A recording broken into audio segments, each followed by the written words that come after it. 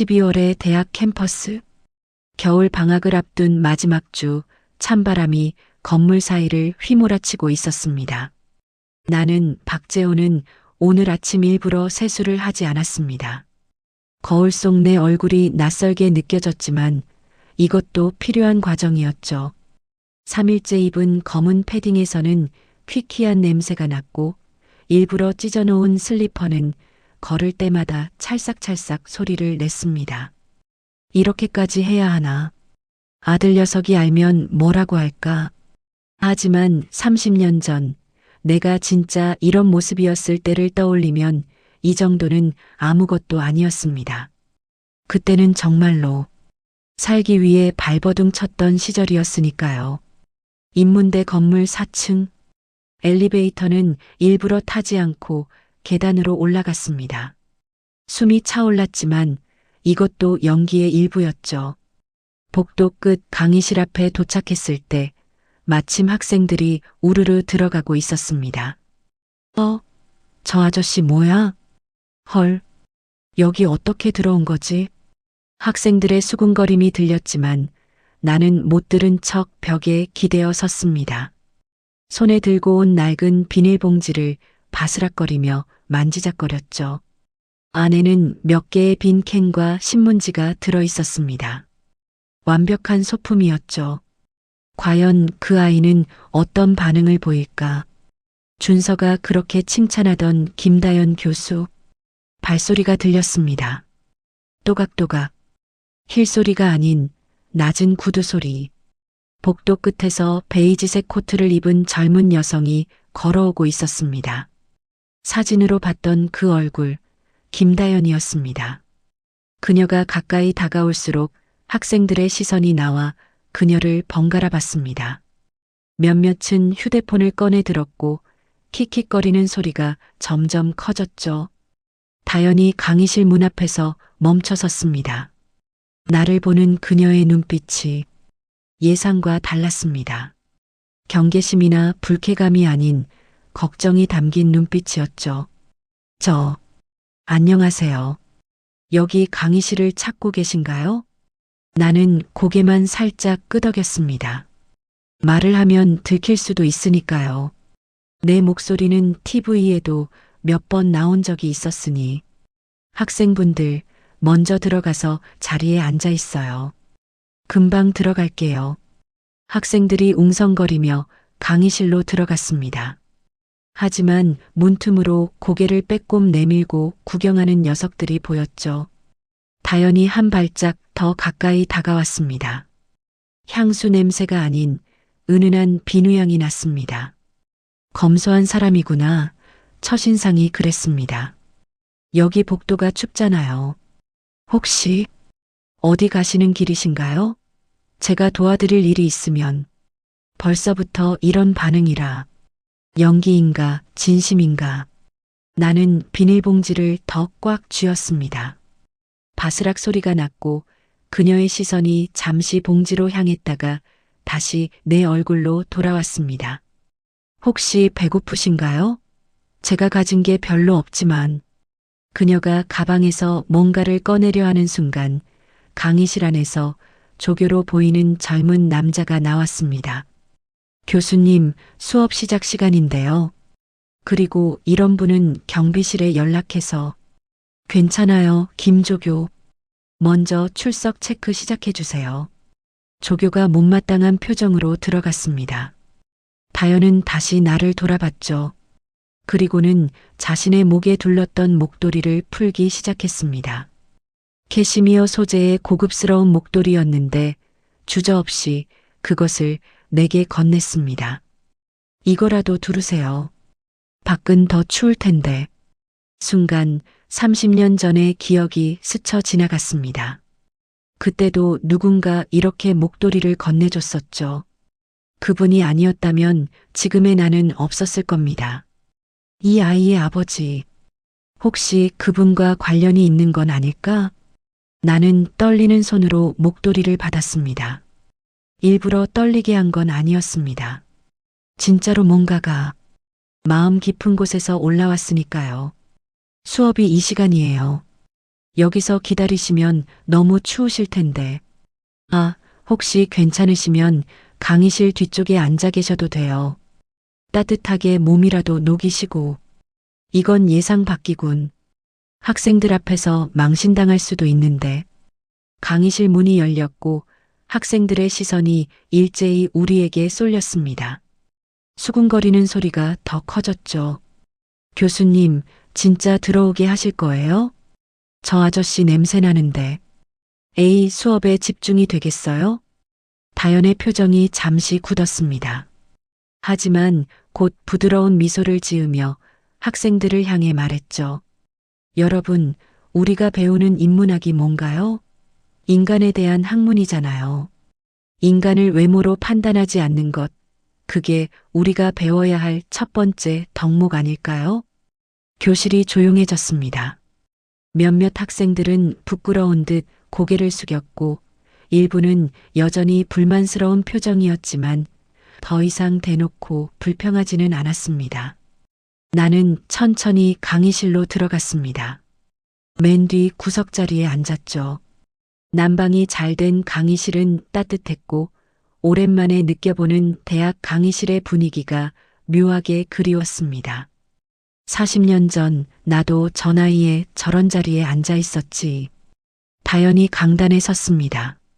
칠판에 동양 철학에 의해 마이너스 마지막 강의라고 적었죠. 오늘은 우리가 한 학기 동안 배운 내용을 정리하는 시간입니다. 특별히 오늘은 인간의 품격에 대해 이야기해 보려고 해요. 품격이라. 타이밍이 절묘하군. 그녀의 강의가 시작되었습니다. 맹자의 성선설, 순자의 성악설을 넘나들며 인간 본성에 대한 깊이 있는 통찰을 전달했죠. 놀라운 건 딱딱할 수 있는 내용을 일상의 예시로 풀어내는 그녀의 능력이었습니다. 맹자는 말했죠. 측은지심, 불쌍히 여기는 마음이 인간의 본성이라고. 우리가 길에서 어려운 사람을 보면 자연스럽게 도와주고 싶은 마음이 드는 것, 그게 바로 우리 안의 선한 본성이에요. 강의를 들으며 나는 그녀를 관찰했습니다. 학생 한 명 한 명과 눈을 맞추려 노력하는 모습, 질문하는 학생에게 진심으로 귀 기울이는 태도, 이건 연기로는 불가능한 것들이었죠. 준서 녀석, 눈은 제대로 봤구나. 강의 중간 내 배에서 꼬르륵 소리가 났습니다. 일부러 아침을 굶고 왔으니 당연한 일이었죠. 하지만 조용한 강의실에서 그 소리는 꽤 크게 들렸습니다. 학생들이 다시 킥킥거리기 시작했습니다. 누군가는 대놓고 코를 막는 신용을 했죠. 다연이 잠시 강의를 멈췄습니다. 잠깐 쉬는 시간을 가질까요? 10분 후에 다시 시작하겠습니다. 학생들이 우르르 나가는 사이 다연이 강단에서 내려와 내게로 왔습니다. 손에는 보온병과 샌드위치가 들려 있었죠. 아까 제가 드리려고 했는데 제가 아침에 싸온 건데 괜찮으시면 드세요. 이 정도면 진심이 맞는 것 같은데. 나는 고개를 끄덕이고 샌드위치를 받았습니다. 한 입 베어 물었을 때 예상외로 정성스럽게 만든 샌드위치였습니다. 계란과 햄, 신선한 야채가 조화롭게 어우러져 있었죠. 그때 내 주머니에서 뭔가가 떨어졌습니다. 일부러 넣어둔 회장 전용 골프장 멤버십 카드였죠. 하지만 다연은 그걸 보지 못한 채 다시 강단으로 돌아갔습니다. 아직은 때가 아닌가. 쉬는 시간이 끝나고 수업이 재개되었습니다. 그런데 이상한 일이 일어났죠. 처음엔 나를 경계하던 학생들이 하나둘 내게 관심을 보이기 시작했습니다. 한 여학생이 쉬는 시간에 살짝 다가와 초콜릿을 놓고 갔고 또 다른 남학생은 따뜻한 커피를 건네며 작게 미소 지었습니다. 교수의 행동이 학생들에게 영향을 미치는구나. 수업이 끝날 무렵 다연이 마지막 말을 전했습니다. 한 학기 동안 수고하셨어요. 마지막으로 여러분께 드리고 싶은 말이 있어요. 우리가 만나는 모든 사람은 각자의 이야기를 가지고 있습니다. 겉모습만으로 그 사람을 판단하지 마세요. 때로는 가장 초라해 보이는 사람이 가장 큰 지혜를 가지고 있을 수 있으니까요. 그녀가 잠깐 나를 바라봤습니다. 그 눈빛에는 무언가 깊은 의미가 담겨 있었죠. 혹시 눈치챈 건가? 학생들이 하나둘 떠나고 강의실에는 나와 다연, 그리고 조교만 남았습니다. 조교가 다연에게 다가가 낮은 목소리로 말했죠. 교수님, 저분 이제 내보내드려야 하지 않을까요? 다음 수업도 있고. 김조교는 먼저 가보세요. 저는 조금 더 정리하고 갈게요. 조교가 떠난 후 다연이 내게 다가왔습니다. 그리고 조용히 말했죠. 어디 가실 곳은 있으신가요? 날도 추운데. 나는 처음으로 입을 열었습니다.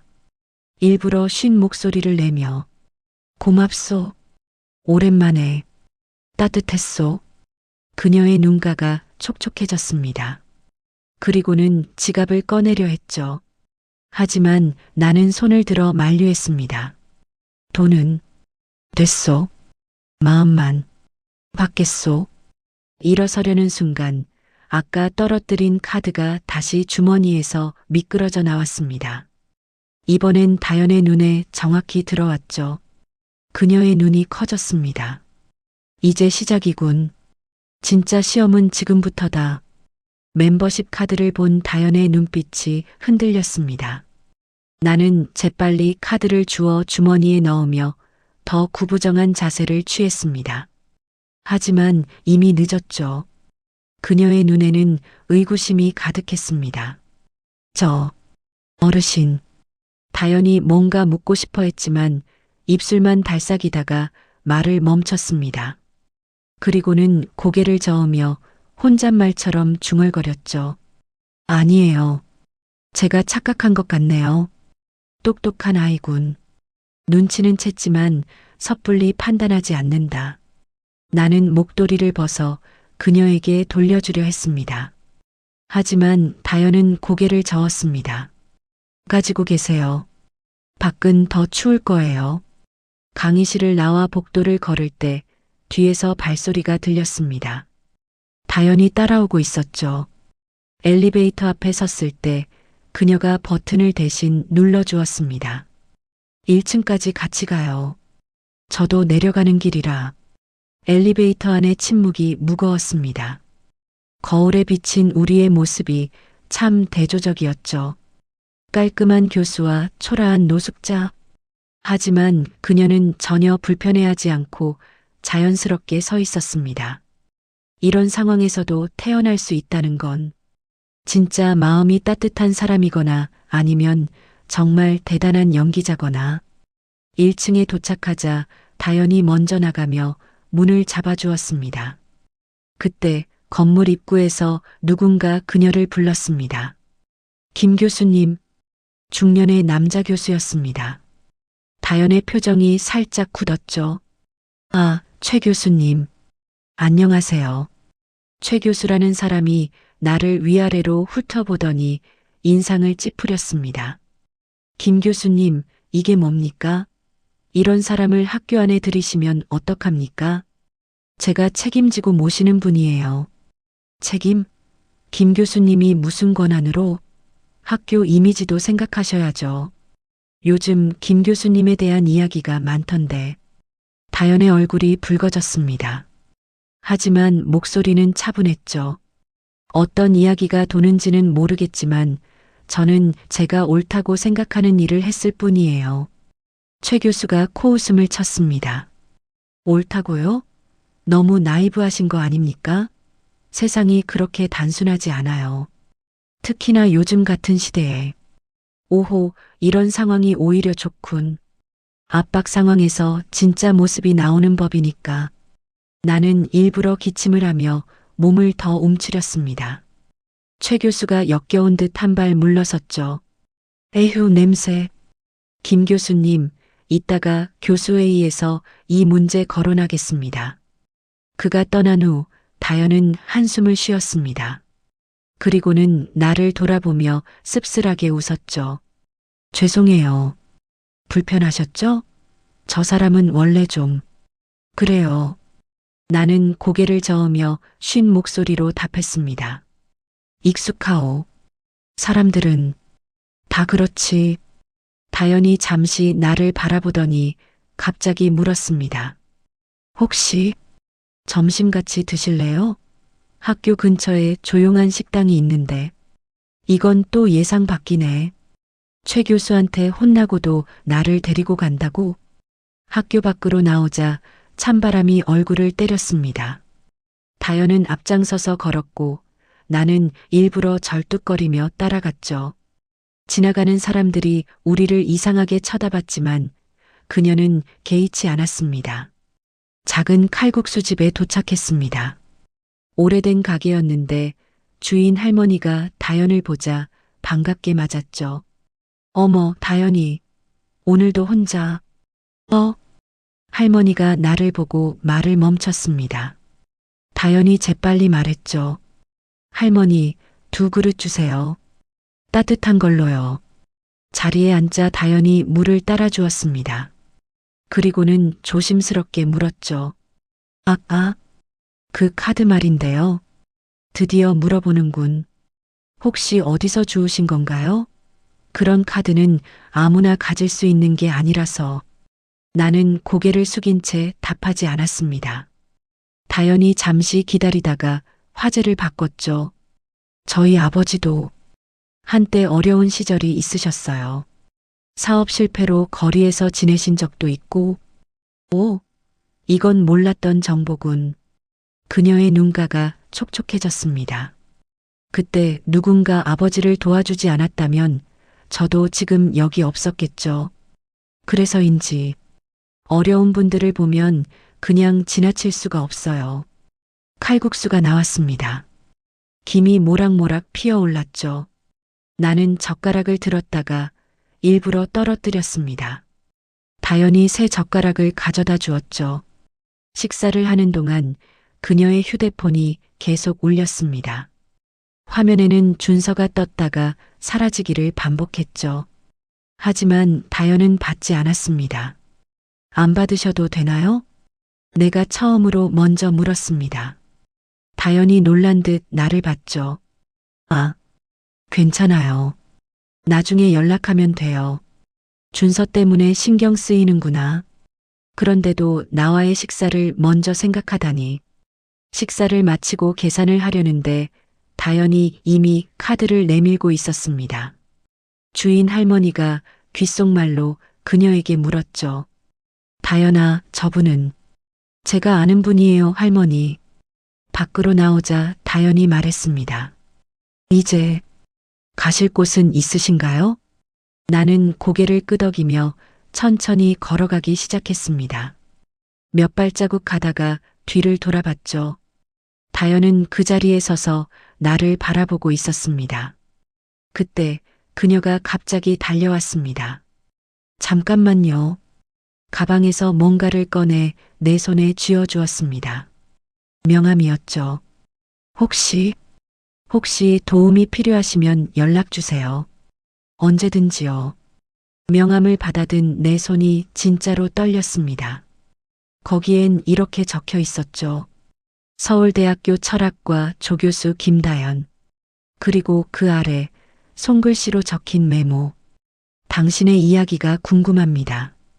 이 아이, 정말 특별하구나. 나는 명함을 품에 넣고 다시 걸었습니다. 모퉁이를 돌아 그녀가 보이지 않는 곳에 이르자 미리 대기시켜둔 차가 있었죠. 운전기사가 차문을 열었습니다. 회장님, 수고하셨습니다. 나는 차에 타기 전 다시 한번 뒤를 돌아봤습니다. 저 멀리 다연이 아직도 서 있는 게 보였죠. 휴대폰을 들고 누군가와 통화하는 모습이었습니다. 아마 준서일 겁니다. 준서야, 미안하다. 하지만 이건 필요한 과정이야. 차 안에서 비서가 보고했습니다.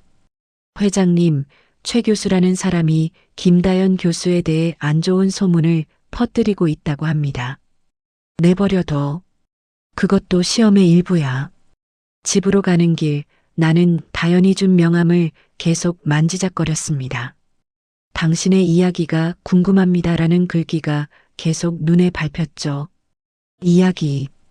그래, 내 이야기를 들려줄 때가 올 거야. 하지만 아직은 아니다. 저녁 준서가 집에 왔습니다. 평소보다 표정이 어두웠죠. 아버지, 오늘 다현이한테 무슨 일이 있었나 봐요. 전화를 받지도 않고 나는 신문을 보는 척하며 무심하게 답했습니다. 그래, 무슨 일인지 알아봤어? 학교에서 노숙자를 도와줬다가 다른 교수한테 혼났다고. 아버지, 다현이는 정말 착한 사람이에요. 너무 착해서 가끔 손해를 보기도 하지만. 손해라. 과연 그럴까? 준서야, 가끔은 손해보는 것처럼 보이는 게 가장 큰 이익일 수도 있단다. 준서가 의아한 표정으로 나를 봤습니다. 무슨 말씀이세요? 나중에 알게 될 거야. 그날 밤 나는 서재에서 오래된 사진첩을 꺼냈습니다. 30년 전 내가 거리에 있을 때 나를 도와준 김 교수님의 사진이 있었죠. 그리고 그 옆에 어린 딸이 있었습니다. 그때 그 아이가 설마 다현이? 사진 속 어린 소녀의 눈빛이 오늘 본 다현의 눈빛과 닮아 있었습니다. 운명이란 게 정말 있는 걸까요? 다음 날 아침 나는 다시 노숙자 차림을 했습니다. 비서가 걱정스럽게 물었죠. 회장님, 오늘도 가시는 겁니까? 응.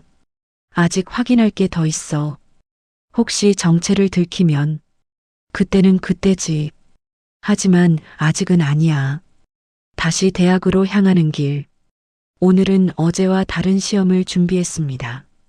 과연 다현은 압박이 심해져도 여전히 선한 마음을 유지할 수 있을까? 어제는 워밍업이었다.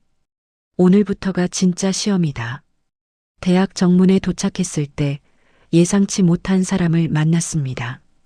다현이 정문에서 누군가를 기다리고 있었죠. 나를 기다리는 걸까? 그녀가 나를 발견하고 다가왔습니다. 손에는 따뜻한 커피와 샌드위치가 들려 있었죠. 오실 줄 알았어요. 어제 가시는 모습이 계속 마음에 걸렸거든요.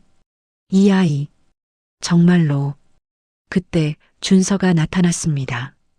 다현 뒤에서 걸어오고 있었죠. 나는 순간 얼어붙었습니다. 이런 준서가 여기 있을 줄은. 준서가 다가오는 것을 보고 나는 재빨리 고개를 더 숙이고 모자를 깊이 눌렀었습니다. 이런 일이 있을 줄 알았어야 했는데. 준서 녀석, 오늘따라 왜 일찍 온 거야? 다현이 준서를 보고 놀란 듯 돌아섰습니다. 준서야? 여기 웬일이야? 어제 전화도 안 받고 해서 걱정되어서 왔어. 근데 이분은? 준서의 시선이 나에게 향했습니다. 나는 더욱 몸을 웅크리고 기침을 했죠. 일부러 가래 끓는 소리까지 냈습니다. 다현이 재빨리 준서와 나 사이를 가로막았습니다. 아, 어제 수업에 오셨던 분이야. 잠깐 준서야. 저쪽에서 얘기하자. 그녀가 준서를 옆으로 데려갔지만 그들의 대화가 들렸습니다. 다현아, 위험할 수도 있어. 모르는 사람인데. 위험하지 않아. 그냥 도움이 필요한 분이야. 그래도 너무 가까이 하는 건. 순간 다현의 목소리가 단호해졌습니다. 준서야, 나를 믿어줄 수 없어? 내가 하는 일이니까 간섭하지 마. 오호, 준서한테도 이렇게 단호하게 나올 수 있구나. 준서가 한숨을 쉬며 물러섰습니다. 알았어. 하지만 조심해. 나는 내가 걱정돼서 그러는 거야. 고마워. 나중에 전화할게. 준서가 떠난 후 다현이 다시 내게 다가왔습니다. 미안한 표정이었죠. 죄송해요. 남자친구가 좀 과보호가 심해서. 그녀가 커피를 내밀었습니다. 따뜻한 김이 피어올랐죠. 드시면서 몸 좀 녹이세요. 오늘은 어디 가실 예정이신가요? 나는 고개를 저으며 쉰 목소리로 답했습니다. 그냥 있을 데가 없소. 다연이 잠시 생각하더니 말했습니다. 그럼 오늘 하루 제 연구실에 계시는 건 어떠세요? 제가 수업이 몇 개 있긴 한데 그동안 따뜻하게 쉬실 수 있을 거예요. 이 정도로 나를 믿는다고? 아니면 또 다른 의도가 있는 건가? 연구실로 가는 길 복도에서 어제 그 최 교수를 또 만났습니다. 그의 표정이 일그러졌죠. 김 교수, 또 그 사람을 데리고 있는 겁니까? 네, 최 교수님. 어제 교수회의에서 경고했잖아요. 학교 이미지를 생각하셔야죠. 다연이 정면으로 그를 바라봤습니다. 학교 이미지요? 사람을 외모로 판단하고 차별하는 게 우리 학교의 이미지입니까? 최 교수의 얼굴이 붉어졌습니다. 말을 그렇게 하면 좋아요. 오늘 학과장님께 정식으로 보고하겠습니다. 김 교수의 일탈 행위에 대해서 말이죠. 그가 떠난 후 다연의 어깨가 축 처졌습니다. 하지만 곧 고개를 들고 나를 보며 웃었죠. 괜찮아요. 저는 제가 옳다고 생각하는 일을 하는 거니까요. 연구실에 도착하자 그녀는 소파를 가리켰습니다. 여기서 편하게 쉬세요. 차나 커피 더 필요하시면 저기 포트에 뜨거운 물 있고요. 그녀가 서랍에서 뭔가를 꺼냈습니다. 새 담요였죠. 이거 덮고 계세요. 난방이 약해서 좀 추울 수 있어요. 이건 미리 준비한 건가? 다연히 수업을 가고 난 후 나는 연구실을 둘러봤습니다. 책상 위에는 논문들이 가득했고 한쪽 벽에는 학생들과 찍은 사진이 많았죠. 그 중에 눈에 띄는 사진이 있었습니다. 봉사활동 사진이었는데 다연히 노숙자 쉼터에서 배식 봉사를 하는 모습이었습니다. 날짜를 보니 매달 정기적으로 가는 것 같았죠. 그래서 나를 거부감 없이 대했구나. 이미 익숙한 거였어. 책상 서랍이 살짝 열려 있었습니다. 그 안에 일기장 같은 것이 보였죠. 나는 잠시 고민했습니다. 보면 안 되는 건데. 하지만 진짜 마음을 알려면 조심스럽게 일기장을 꺼내 펼쳤습니다. 최근 날짜의 일기였죠.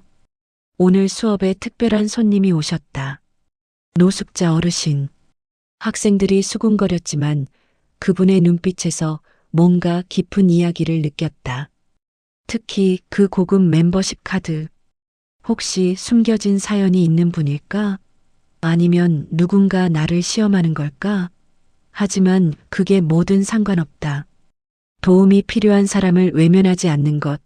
그게 아버지가 내게 가르쳐준 삶의 방식이니까. 날 의심하고 있었구나. 그런데도 다음 장을 넘겼습니다. 준서가 요즘 자꾸 아버지를 만나자고 한다. 박재호 회장님. 소문으로만 듣던 그분을 만난다고 생각하니 겁이 난다. 재벌가 며느리가 될 자격이 있을까?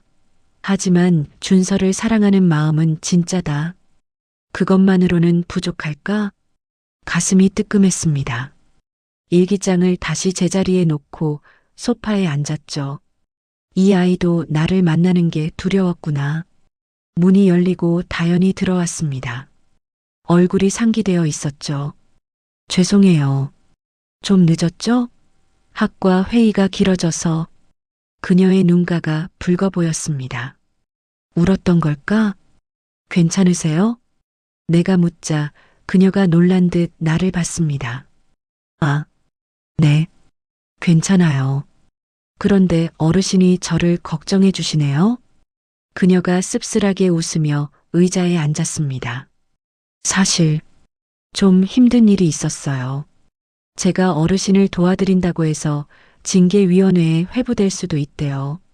징계까지? 최 교수 그 녀석이 그렇게까지. 하지만 후회는 안 해요. 제가 믿는 가치를 지키는 거니까요.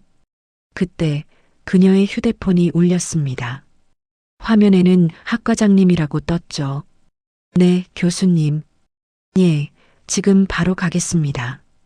전화를 끄는 그녀가 일어섰습니다. 잠시 학과장님을 뵈러 가야 해요. 여기서 기다리고 계실 수 있으세요? 나는 고개를 끄덕였습니다. 그녀가 나간 후 창밖을 바라봤죠.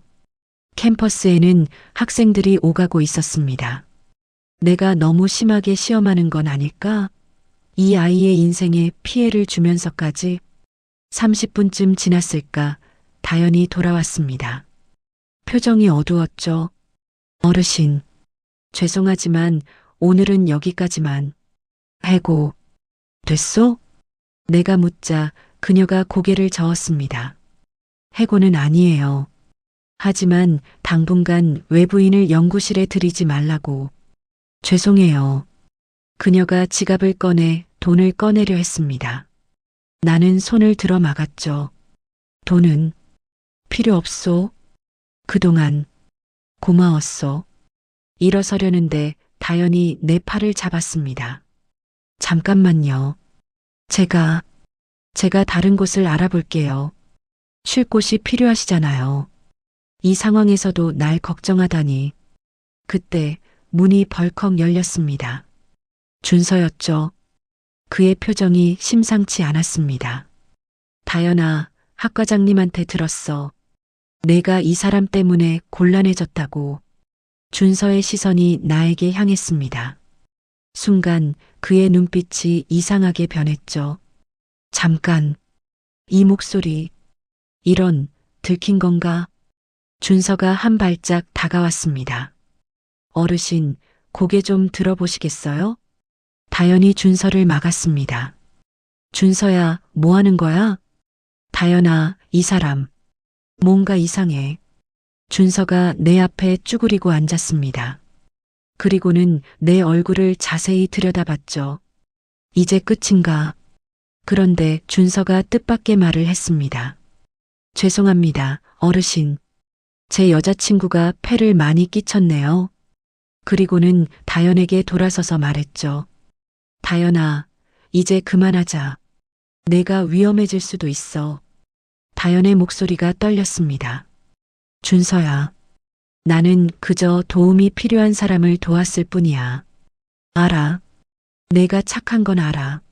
하지만 세상은 내 착한 마음을 이용하는 사람들도 있어. 준서 이 녀석? 날 알아본 건 아니지만 뭔가 눈치챈 건가? 다연이 울먹이며 말했습니다. 그래서 아무도 돕지 말라고? 모두를 의심하라고? 그게 아니라, 준서야, 나는 이런 내가 좋아. 누군가를 도울 수 있는 내가. 그게 비록 손해를 보는 일이라도.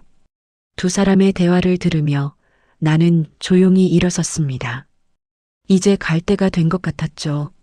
문을 나서려는데 다연이 불렀습니다. 어르신. 돌아보니 그녀가 눈물을 글썽이며 서 있었습니다. 내일도 오실 거죠? 학교 밖에서라도 만날 수 있어요. 준서가 한숨을 쉬며 말했습니다. 다연아, 준서야, 이건 내 삶이야. 내가 선택하는 거야. 나는 고개를 끄덕이고 연구실을 나왔습니다. 복도를 걸으며 들려오는 두 사람의 목소리. 다연아, 우리 아버지를 만나는 건 미뤄도 돼. 나는 아직 준비가 안 됐어. 준비가 안 됐다고? 이미 충분히 준비된 것 같은데. 건물을 나와 주차장으로 향했습니다. 그런데 누군가 나를 따라오고 있었죠. 돌아보니 청소부 할머니였습니다. 회장님, 나는 깜짝 놀라 주위를 둘러봤습니다. 할머니가 조용히 웃었죠. 걱정 마세요. 아무도 없어요. 전 30년 전 김 교수님 밑에서 일했던 사람이에요. 김 교수님? 설마 김 교수님 따님이 맞죠? 다연이 양이요. 아버지를 꼭 닮았더라고요. 마음씨가요. 할머니가 낡은 사진 한 장을 꺼내 보여줬습니다. 30년 전 내가 김 교수님께 도움받던 날의 사진이었죠. 그때 회장님도 참 힘드셨는데 이제는 이렇게 성공하셔서 김 교수님이 살아계셨다면 참 기뻐하셨을 거예요. 그래, 운명이 맞구나. 다연이는 그분의 딸이 맞아. 청소부 할머니의 말에 나는 잠시 말을 잃었습니다. 김 교수님을 어떻게 아시오? 할머니가 따뜻한 미소를 지었습니다. 30년 전 제가 이 학교 청소부로 처음 일할 때였어요. 김 교수님이 유일하게 저를 사람으로 대해주셨죠. 명절 때면 떡도 나눠주시고 제 아들 학비 걱정하니까 장학금도 알아봐 주시고 할머니의 눈가가 촉촉해졌습니다. 그때 회장님을 처음 봤어요. 김 교수님이 연구실에 모셔와서 따뜻한 밥을 대접하시던 날. 회장님도 기억하시죠? 그날 내 인생의 전환점이었지. 그때 그 청소부 아주머니가 네, 접니다. 이제는 할머니가 됐지만요. 그리고 제 아들 김 교수님 도움으로 대학 나와서 지금은 의사가 됐어요. 할머니가 주위를 살피며 목소리를 낮췄습니다. 회장님, 다연이 양을 시험하시는 거죠? 며느리 될 자격이 있는지. 나는 대답하지 않았습니다. 할머니가 고개를 끄덕였죠. 말 안 하셔도 알아요. 하지만 한 가지만 말씀드릴게요. 다연이 양은 아버지를 꼭 닮았어요. 겉으로 드러내지 않지만 누구보다 깊은 마음을 가진 아이예요. 그때 할머니의 휴대폰이 울렸습니다. 여보세요? 아, 다연이구나. 응, 할머니 청소하고 있어. 뭐, 그 어르신을 찾고 있다고? 할머니가 나를 보며 눈짓했습니다. 글쎄, 아까 후문 쪽으로 가시는 것 같던데. 응, 알았어. 전화를 끄는 할머니가 말했습니다. 다연이가 회장님을 찾고 있어요. 뭔가 꼭 드릴 게 있다고. 아직도 날 찾다니. 할머니, 부탁 하나만 들어주시겠소? 뭔데요? 내 정체를 다연이한테 말하지 말아주시오. 아직은 때가 아니오. 할머니가 잠시 생각하더니 고개를 끄덕였습니다.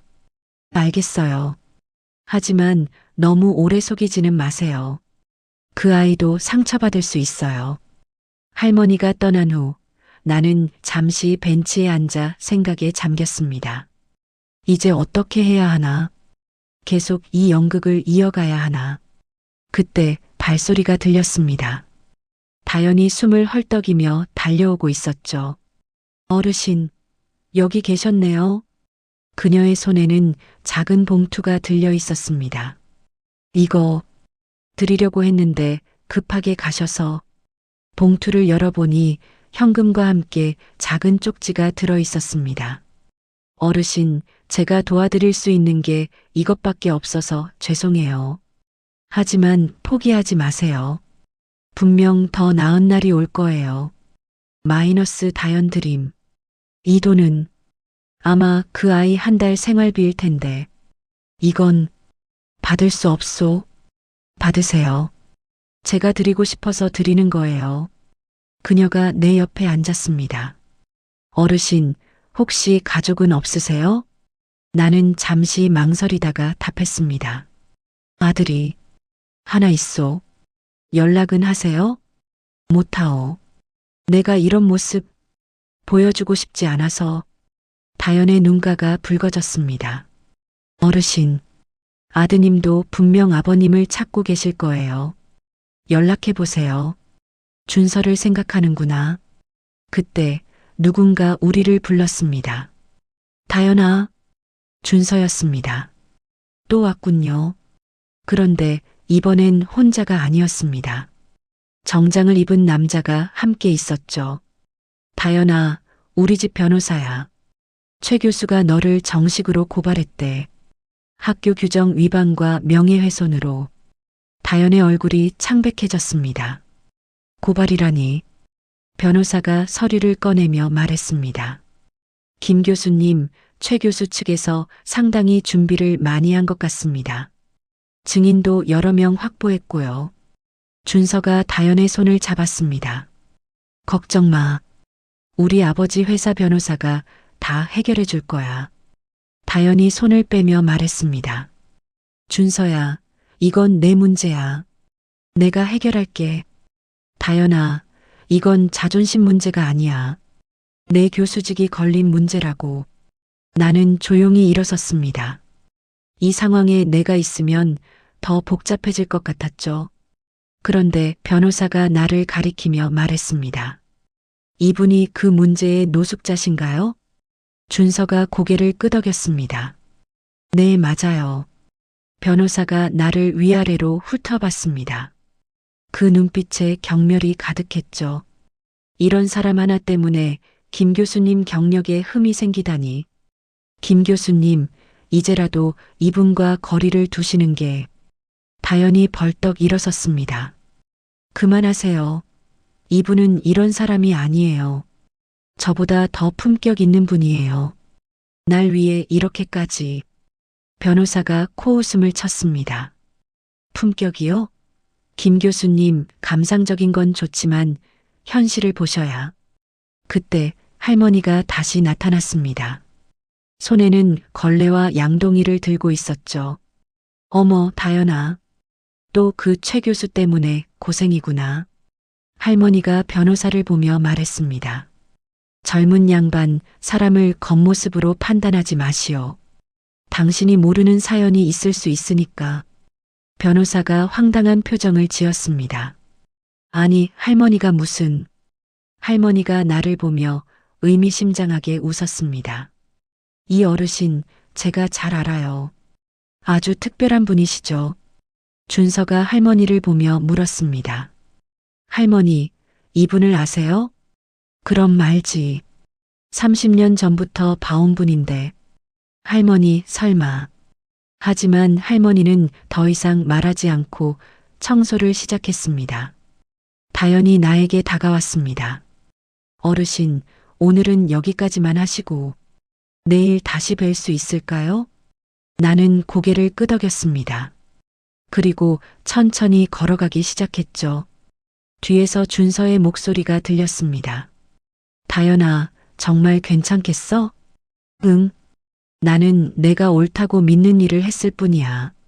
그래, 넌 옳은 일을 했다. 내가 보증한다. 학교를 나와 대기 중인 차로 향했습니다. 운전기사가 문을 열었죠. 회장님, 최 교수 거는 어떻게 할까요? 일단 지켜봐. 다연이가 어떻게 대처하는지 보고 싶어. 하지만 김 교수님이 불이익을 받으실 수도. 그때는 내가 나서야지. 하지만 아직은 아니야. 집으로 돌아오니 저녁 시간이었습니다. 준서가 이미 와 있었죠. 표정이 어두웠습니다. 아버지, 다연이가 곤란한 일에 휘말렸어요. 그래, 무슨 일인데? 학교에서 노숙자를 도와줬다가 다른 교수한테 고발당했어요. 교수직을 잃을 수도 있대요. 나는 신문을 보는 척하며 물었습니다. 그래서 넌 어떻게 생각하니? 당연히 도와줘야죠. 우리 집 변호사를 붙였는데 다연이가 거절해요. 자기 힘으로 해결하겠다고. 그게 다연이의 선택이라면 존중해줘야지. 준서가 답답한 듯 말했습니다. 아버지도 참. 다연이를 한번 만나보시면 왜 제가 이러는지 아실 텐데. 이미 충분히 알고 있다, 아들아. 그날 밤 나는 비서를 불렀습니다. 최 교수에 대해 조사해봐. 숨겨진 비리가 있을 거야.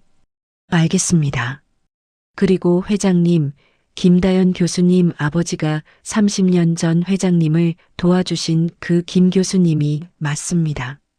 그래, 운명이구나. 다음 날 아침 나는 다시 노숙자 차림을 했습니다. 오늘은 좀 다른 계획이 있었죠. 학교에 도착하니 정문에 현수막이 걸려 있었습니다.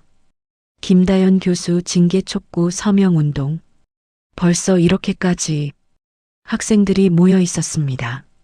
일부는 서명을 하고 있었고 일부는 반대하고 있었죠. 김 교수님은 좋은 분이에요. 그래도 규정은 지켜야지. 그때 다연이 나타났습니다. 당당한 걸음걸이였죠. 학생 한 명이 그녀에게 물었습니다. 교수님, 후회 안 하세요? 다연이 미소 지으며 답했습니다. 전혀요. 오히려 자랑스러워요. 그녀가 나를 발견하고 다가왔습니다. 어르신 오셨네요. 그리고는 내 손을 잡았습니다. 모든 사람이 보는 앞에서 가시죠. 제가 커피 한 잔 대접할게요. 이 아이 정말 대단하구나. 우리가 함께 걸어가자 학생들이 수군거렸습니다. 사진을 찍는 사람도 있었죠. 카페에 앉아 커피를 마시며 다연이 말했습니다. 어르신, 제 때문에 불편하시죠? 사람들이 자꾸 쳐다보고. 괜찮소? 오히려 내가 미안하오. 미안할 게 뭐 있어요. 어르신은 아무 잘못 없어요. 그때 그녀의 휴대폰이 울렸습니다. 학과장이었죠. 네, 교수님. 지금 바로 가겠습니다. 그녀가 일어서며 말했습니다. 어르신, 잠시만 기다려주세요. 금방 올게요. 다연이 떠난 후 나는 창밖을 바라봤습니다. 이제 결정해야 할 때가 왔구나. 정체를 밝힐 때가. 카페에서 기다리던 중 창밖으로 익숙한 차가 보였습니다. 내 비서의 차였죠. 비서가 조심스럽게 카페로 들어왔습니다. 다행히 사람이 많지 않았고 구석진 자리라 눈에 띄지 않았죠. 회장님, 급한 보고가 있습니다. 비서가 서류를 내밀었습니다. 최 교수의 비리 자료였죠. 입학 비리, 논문 표절, 연구비 횡령. 이 정도면 충분합니다. 아직은 써먹지 마. 때를 기다려야 해. 그런데 회장님, 한 가지 더 있습니다. 김다연 교수님 아버지 김석준 교수님 관련 자료입니다. 석준 형, 그 이름을 다시 듣게 되다니. 비서가 낡은 신문 스크랩을 보여줬습니다. 30년 전 김석준 교수님이 회장님을 도와주신 후 최 교수의 아버지에게 보복을 당하셨습니다. 최 교수의 아버지가 당시 재단 이사였는데 김 교수님을 부당하게 해임시켰죠. 뭐라고? 그런 일이. 김 교수님은 그 충격으로 심장마비를 일으키셨고 1년 후 돌아가셨습니다. 가슴이 무너져 내렸습니다. 은인이 나 때문에 그런 일을 당하셨다니. 그리고 최 교수는 그 사실을 알고 있습니다. 자기 아버지가 한 일을. 그래서 김다연 교수를 더욱 괴롭히는 것 같습니다. 이런 원한의 대물림이었구나. 비서가 떠난 후 다연이 돌아왔습니다. 얼굴이 창백했죠. 어르신, 저 이제 정직 처분을 받게 됐어요. 정직이라니. 3개월 정직이요. 그동안 월급도 없고. 하지만 괜찮아요. 그녀가 억지로 웃으며 앉았습니다. 어르신, 혹시 제 아버지 얘기 들어보셨어요? 김석준이라고. 직접 물어보는구나. 왜? 묻소? 사실 제 아버지도 30년 전에 누군가를 도와주시다가 부당한 일을 당하셨어요. 그때 도와주신 분이 노숙자였다고 어머니가 그러셨어요. 다연의 눈에 눈물이 고였습니다. 아버지는 끝까지 후회하지 않으셨대요. 사람을 도운 건 옳은 일이라고. 그래서 저도 아버지처럼 살고 싶어요. 석준 형, 당신의 딸이 당신을 닮았구나. 나는 떨리는 손으로 주머니에서 뭔가를 꺼냈습니다. 30년 된 낡은 만년필이었죠. 김 교수님이 내게 주신 것이었습니다. 이거 혹시 아시오? 다연이 만년필을 보고 깜짝 놀랐습니다. 이거 아버지 만년필이에요. 어떻게? 나는 더 이상 숨길 수 없었습니다. 천천히 입을 열었죠.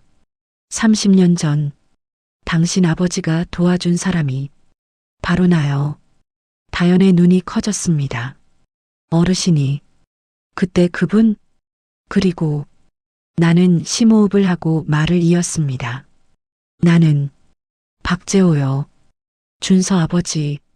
다연이 벌떡 일어섰습니다. 충격으로 몸이 떨렸죠. 뭐라고요? 미안하오. 속여서.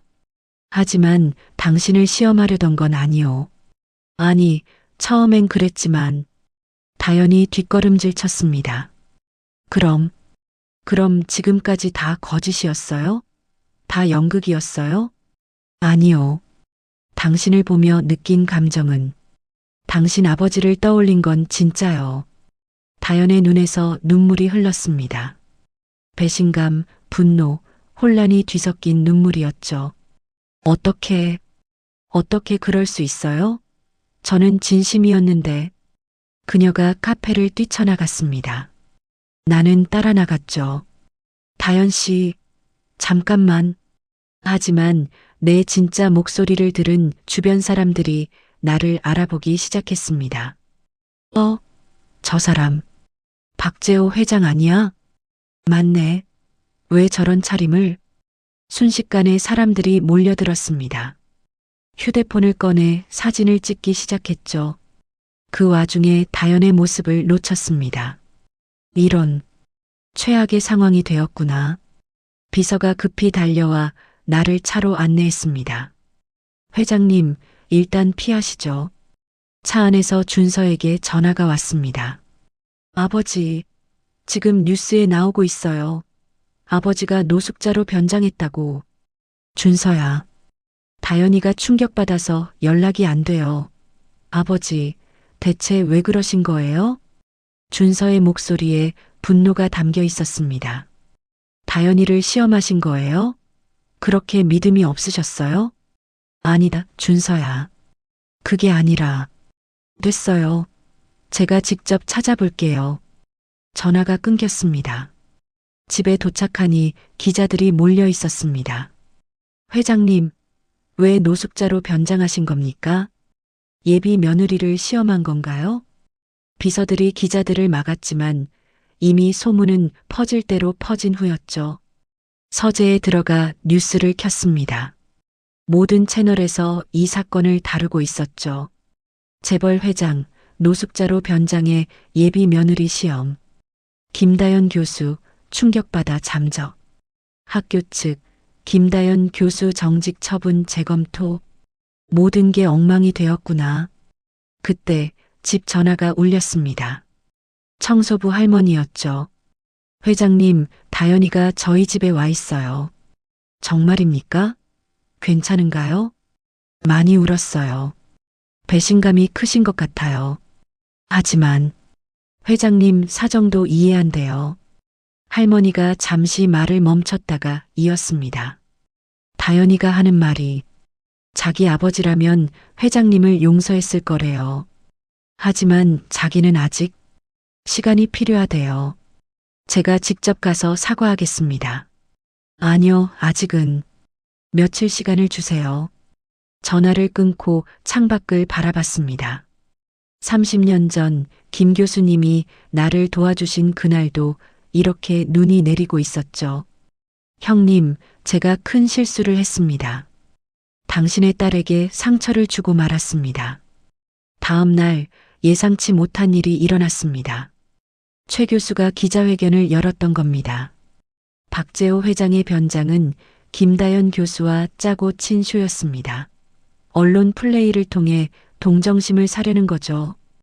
이건 완전히 거짓이었지만 일부 언론은 이를 받아써서 보도했습니다. 준서가 집에 왔습니다. 얼굴이 상기되어 있었죠. 아버지, 이제 제가 나설게요. 더는 못 참겠어요. 준서야, 잠깐만. 다연이가 얼마나 고통받고 있는지 아세요? 학교에서는 정직, 언론에서는 조롱. 이게 아버지가 원하신 건가요? 준서의 눈에 눈물이 고였습니다. 전 다연이를 사랑해요. 아버지가 뭐라 하시든 전 다연이와 결혼할 거예요. 그가 돌아서려는 순간 내가 말했습니다. 나도 다연이를 인정한다. 준서가 돌아봤습니다. 뭐라고요? 다연이는 당신 어머니를 닮았어. 따뜻하고 강하고 올곧은 사람이야. 내가 바라던 며느리야. 준서의 표정이 누그러졌습니다. 그럼 왜 이렇게 하신 거예요? 처음엔 시험이었어. 하지만 나중엔 30년 전에 나를 보는 것 같았다. 그리고 깨달았지. 다연이 아버지가 내 은인이라는 걸. 나는 서랍에서 오래된 사진을 꺼냈습니다. 김 교수님과 찍은 유일한 사진이었죠. 이분이 다연이 아버지야. 내 생명의 은인이시지. 준서가 사진을 보며 놀랐습니다. 이런 인연이. 그때 비서가 급히 들어왔습니다. 회장님, 김다연 교수님이 기자회견을 한대요. 지금 생방송입니다. 급히 TV를 켰습니다. 화면에는 다연이 나와 있었죠. 눈은 부어 있었지만 표정은 단호했습니다. 기자들이 그녀를 둘러싸고 있었습니다. 마이크가 수십 개나 그녀를 향하고 있었죠. 김 교수님, 박재호 회장과 짜고 친 것 아닙니까? 처음부터 알고 있었던 거 아닌가요? 다연이 심호흡을 하고 입을 열었습니다. 아니요. 저는 정말 몰랐습니다.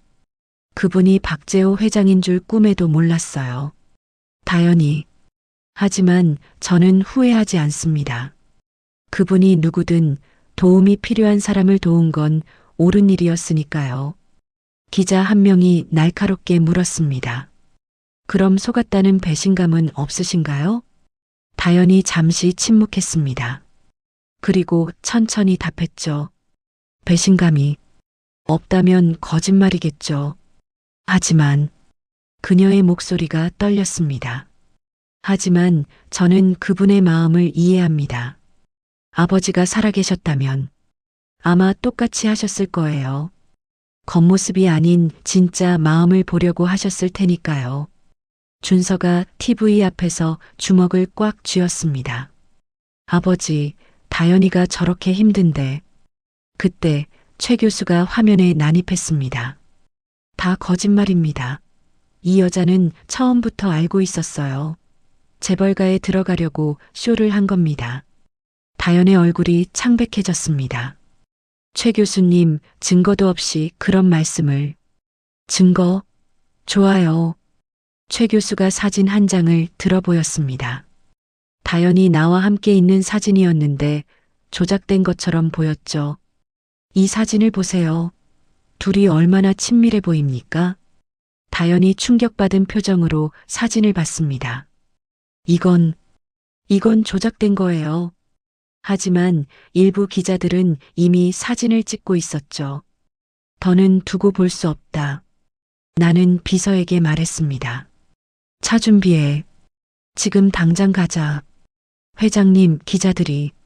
상관없어. 이제 내가 나설 때야. 준서도 따라 나섰습니다. 저도 가요, 아버지. 기자회견장에 도착했을 때 현장은 더욱 혼란스러워져 있었습니다.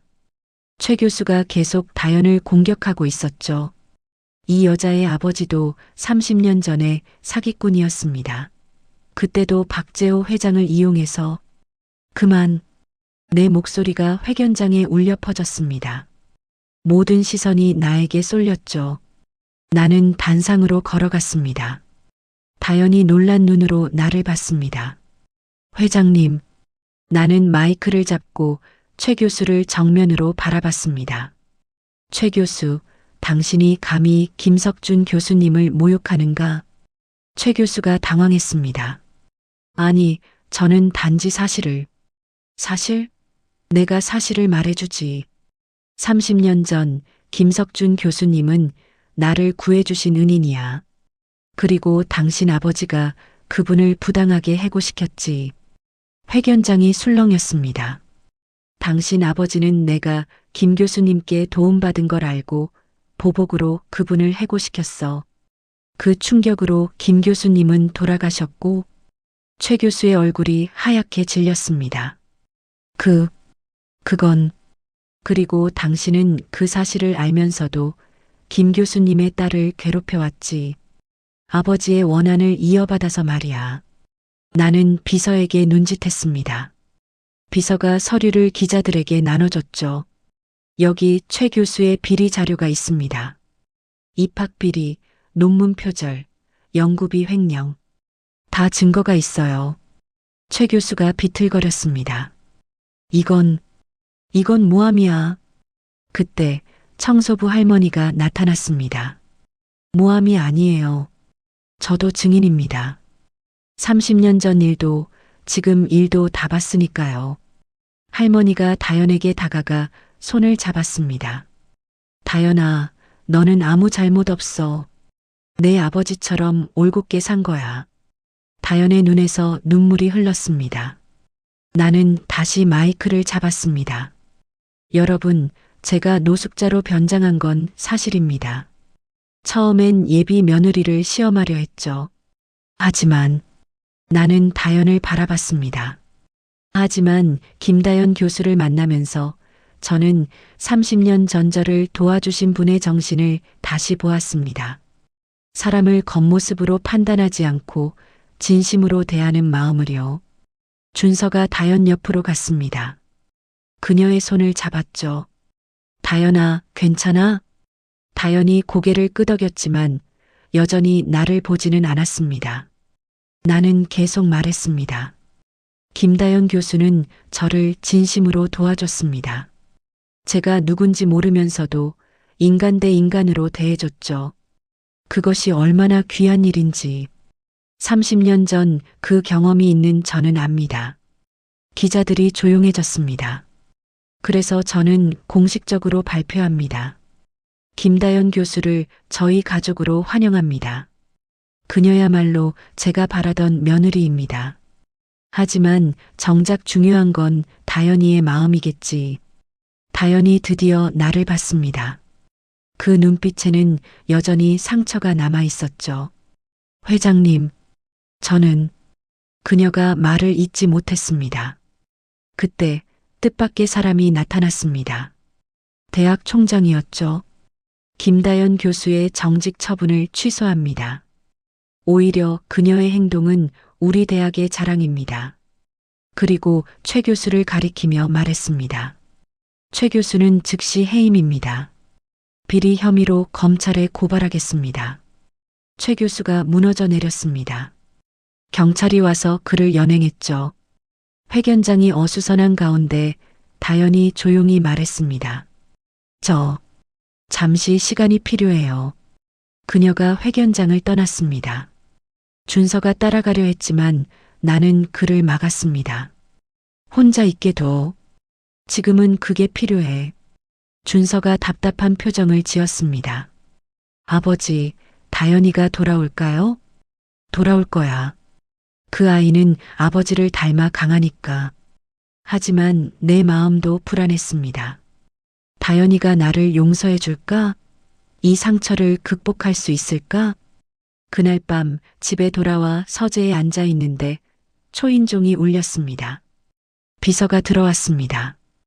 회장님, 김다연 교수님이 오셨습니다. 다연이가 응접실로 나가니 다연이 소파에 앉아 있었습니다. 손에는 낡은 일기장을 들고 있었죠.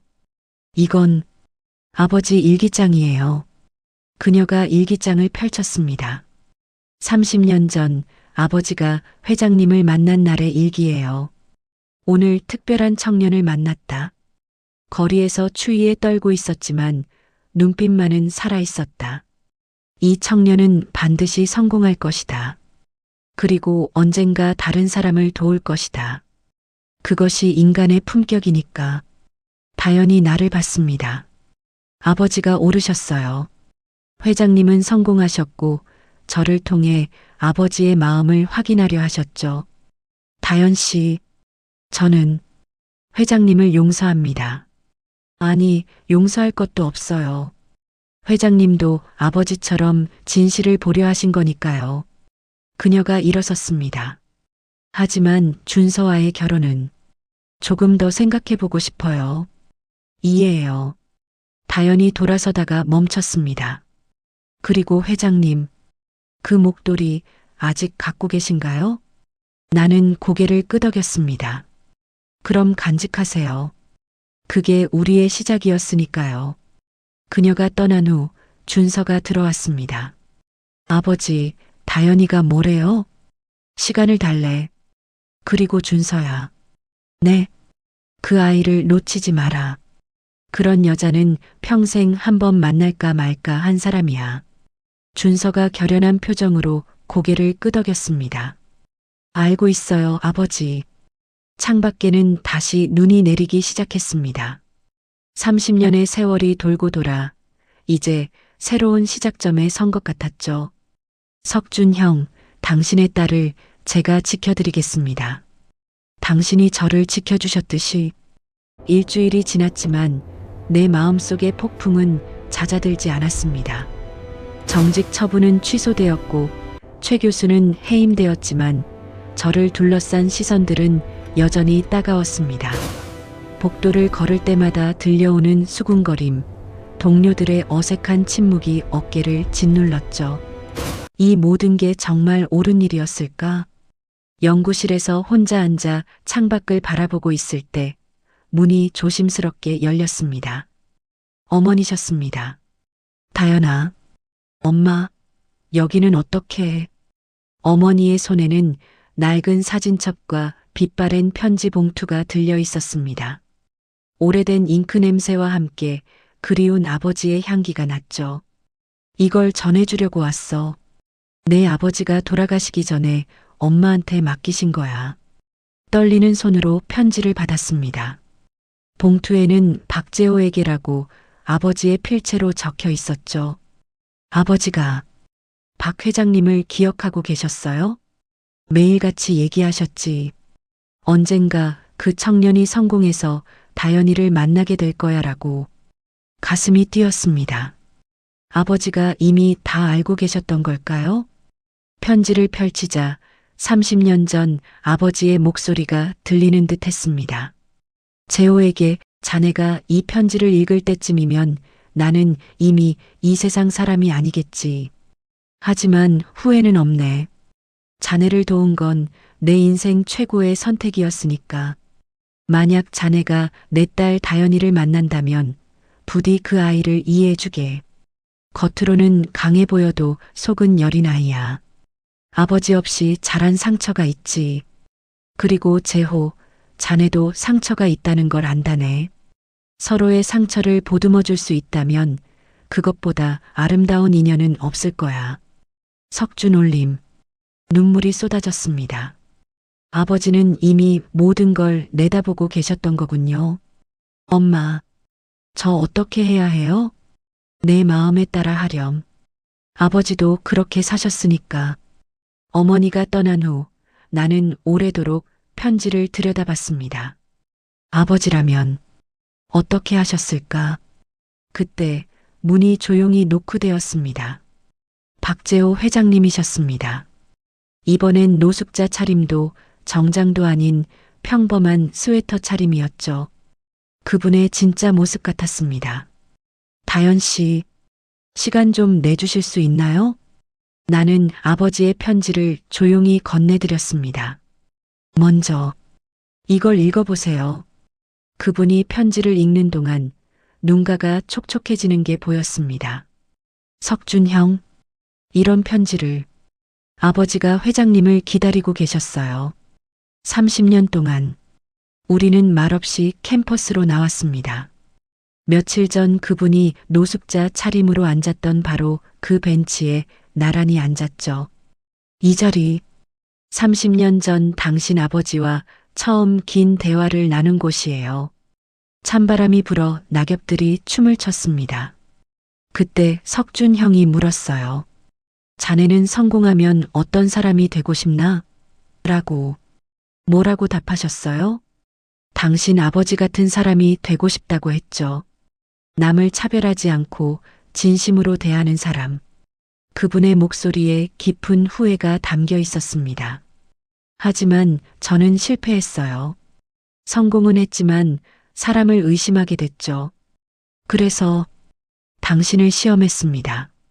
나는 천천히 고개를 들었습니다. 회장님, 네. 저는 회장님을 용서합니다. 아니, 용서할 것도 없어요. 그분이 놀란 듯 나를 봤습니다. 아버지의 편지를 읽고 깨달았어요. 회장님도 상처받은 사람이셨다는 걸. 그리고 저를 통해 아버지를 다시 만나려 하셨다는 걸. 바람에 목도리가 날렸습니다. 처음 그분께 건네드렸던 바로 그 목도리였죠. 하지만 한 가지만 약속해 주세요. 무엇이든 말씀하세요. 앞으로는 시험하지 마세요. 믿어주세요.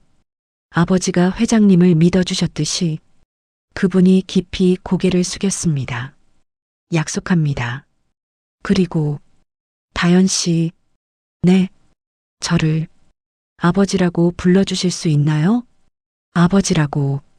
그때 뒤에서 익숙한 목소리가 들렸습니다. 다연아, 준서였습니다. 숨을 헐떡이며 달려와 우리 앞에서 멈춰섰죠. 아버지, 다연아, 여기 있었구나. 준서가 제 손을 잡았습니다. 다연아, 미안해. 그동안 너무 힘들었지? 나는 고개를 저었습니다. 아니야. 이 모든 게 필요한 과정이었던 것 같아. 준서가 주머니에서 작은 상자를 꺼냈습니다. 반지였죠. 다연아, 나와 결혼해 줄래? 준서야, 나는 복잡한 건 잘 몰라. 하지만 한 가지는 확실해. 너를 사랑한다는 것, 그리고 평생 너를 지키고 싶다는 것. 눈물이 흘렀습니다. 행복해서, 그리고 이 모든 아픔이 끝났다는 안도감 때문이었죠. 네, 좋아요. 준서가 반지를 제 손가락에 끼워 주었습니다. 박재호 회장님이 우리를 바라보며 환하게 웃고 계셨죠. 그때 청소부 할머니가 나타나셨습니다. 어머, 이런 좋은 순간에 제가 끼어들어도 될까요? 할머니가 꽃다발을 들고 계셨습니다. 김 교수님께 좋은 소식을 전해드리러 가는 길이에요. 아버지께, 할머니, 저희도 함께 가요. 우리는 함께 아버지 묘소로 향했습니다. 묘비 앞에 꽃을 놓고 박 회장님이 깊이 고개를 숙였습니다. 석준 형, 약속 지켰습니다. 당신 딸, 제가 잘 모시겠습니다.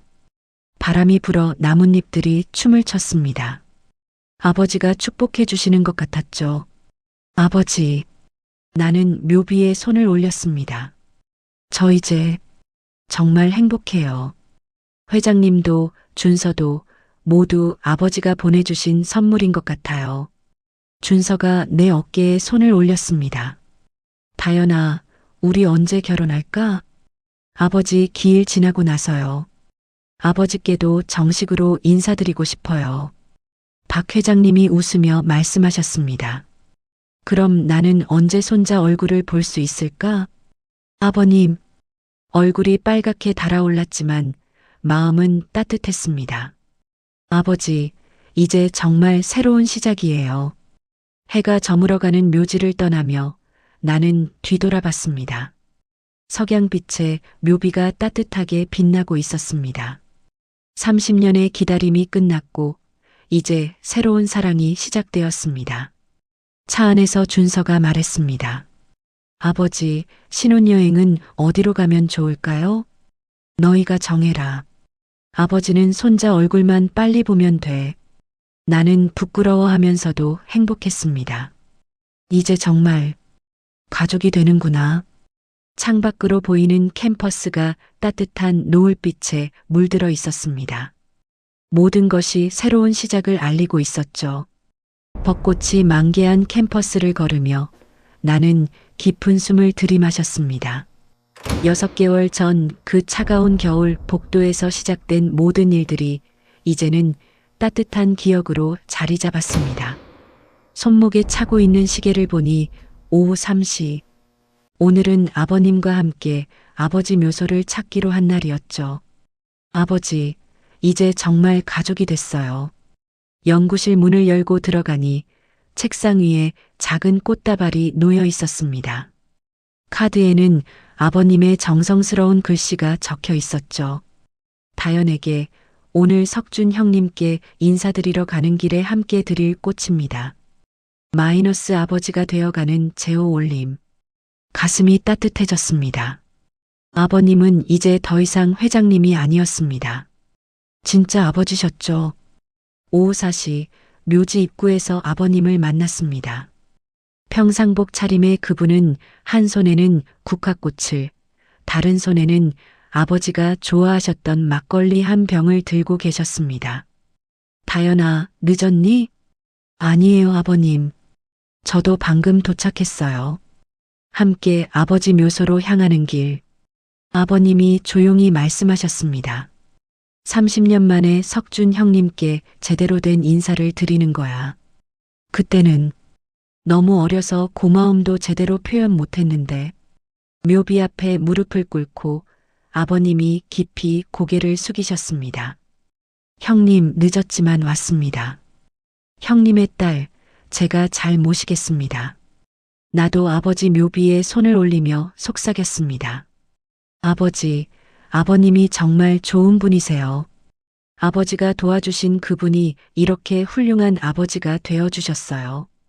바람이 불어벗 꽃잎이 묘지에 흩날렸습니다. 아버지의 축복 같았죠. 1년 후 마이너스 새로운 시작. 웨딩드레스 대신 단정한 한복을 입고 나는 거울을 바라봤습니다. 오늘은 우리의 결혼식 날. 화려한 예식장 대신 아버지가 재직하셨던 대학교 채플에서 조용한 결혼식을 올리기로 했습니다. 다연아, 준비됐어? 준서가 문을 두드렸습니다. 그의 목소리에서 설렘과 긴장이 함께 느껴졌죠. 응, 나갈게. 채플 문을 열고 들어서니 30여 명의 하객들이 따뜻한 미소로 맞아주었습니다. 학교 동료들, 봉사활동에서 만난 분들, 그리고 청소부 할머니까지 모두 계셨죠. 단상에는 아버지의 사진이 놓여 있었습니다. 30년 전 아버님과 찍으신 그 사진 옆에 말이죠. 아버님이 제 팔을 잡고 버질로드를 함께 걸어주셨습니다. 긴장하지 마라. 아버지가 함께 있으니까. 아버지 두 분이 함께 계시는구나. 준서에게 손을 건네며 나는 속삭였습니다. 고마워, 기다려줘서. 나야말로 고마워. 너를 만나서. 주례를 맡은 대학 총장님이 말씀하셨습니다. 이 결혼은 두 사람의 사랑뿐만 아니라 30년에 걸친 인연의 완성입니다. 진정한 품격이 무엇인지 보여준 아름다운 이야기의 결실이죠. 3년 후 마이너스 완성된 가족. 할아버지, 할머니가 만든 쿠키 가져왔어요. 2살 된 우리 아들 석준이가 아버님에게 달려갔습니다. 아버님은 손자를 안으며 환하게 웃으셨죠. 우리 석준이가 할머니 심부름을 했구나. 장하다, 장해. 거실 한쪽에는 30년 전 사진과 함께 우리 가족의 새로운 사진들이 걸려 있었습니다. 4대에 걸친 인연의 역사였죠. 어머니가 부엌에서 나오시며 말씀하셨습니다. 사돈어른, 저녁 준비 다 됐어요. 석준이 아빠는 언제 와요? 곧 올 거예요. 회사에서 연락 왔어요. 나는 석준이를 안으며 창밖을 바라봤습니다. 첫눈이 내리기 시작했습니다. 1년 전 이맘때 모든 게 시작됐었지. 그때 현관문이 열리며 준서가 들어왔습니다. 다녀왔습니다. 우리 석준이 아빠 보고 싶었어? 아빠. 석준이가 준서에게 달려가는 모습을 보며 아버님이 만족스러운 표정을 지으셨습니다. 이제야 정말 완전한 가족이 된 것 같구나. 저녁 식탁에 둘러앉아 함께 식사를 하며 아버님이 말씀하셨습니다. 석준아, 할아버지가 어떻게 할머니를 만났는지 얘기해 줄까? 네, 듣고 싶어요. 아직 어린 석준이지만 아버님의 이야기를 진지하게 들었습니다. 옛날 옛적에 할아버지가 아주 어려울 때가 있었단다. 그때 증조 할아버지가 할아버지를 도와주셨지. 그리고 30년 후에 아버님의 목소리가 따뜻했습니다. 더 이상 차가운 시험관이 아닌 진짜 할아버지의 목소리였죠. 에필로그 마이너스 목도리의 의미. 그날 밤 석준이를 재우고 나서 나는 서랍에서 그 목도리를 꺼냈습니다. 처음 아버님께 건넸던 그 목도리. 이제는 우리 가족의 소중한 유산이 되었습니다. 준서가 옆에서 물었습니다. 그 목도리 석준이에게 물려줄 거야? 응. 그리고 이 이야기도 함께 사람을 겉모습으로 판단하지 말라고, 진심으로 대하라고. 창밖에는 눈이 계속 내리고 있었습니다. 하얀 눈이 세상의 모든 것을 덮으며 새로운 시작을 알리고 있었죠. 이제야 인정받는구나 하는 안도감과 함께 이 나이에 새로 시작할 수 있다는 희망이 마음을 가득 채웠습니다. 아버님이 서재에서 나오시며 말씀하셨습니다. 다연아, 고맙다. 너 덕분에 나도 진짜 사람이 된 것 같아. 아니에요, 아버님. 저야말로 감사해요. 아버지를 다시 만난 것 같아서요. 그분이 내 어깨에 손을 올리며 말씀하셨습니다. 앞으로도 잘 부탁한다, 딸아. 딸아. 그 한마디에 30년의 기다림이 모두 녹아내렸습니다. 거실벽에 걸린 가족 사진을 바라보며 나는 깊은 감사를 느꼈습니다. 30년 전 아버지가 심은 선한 씨앗이 이제야 완전한 열매를 맺었습니다. 그리고 그 열매는 다시 다음 세대로 이어질 것입니다. 석준이가 꿈속에서도 웃고 있었습니다. 이 아이에게는 사랑받는 것이 당연한 일상이 될 것입니다. 눈은 계속 내렸고 우리 집은 따뜻했습니다. 모든 것이 완벽했습니다.